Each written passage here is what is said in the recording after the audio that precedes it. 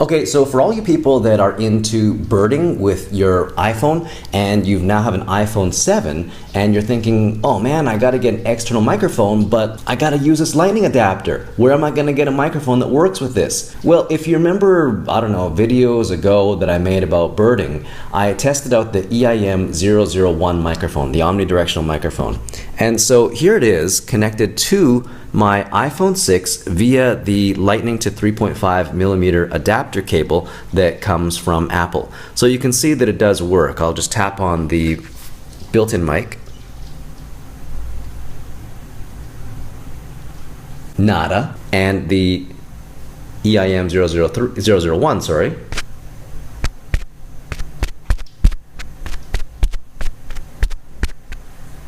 There you go, it works. And so everything you're listening to in this video is coming from this particular setup here, okay? Going into being synced with my camera. Oh, and one other thing.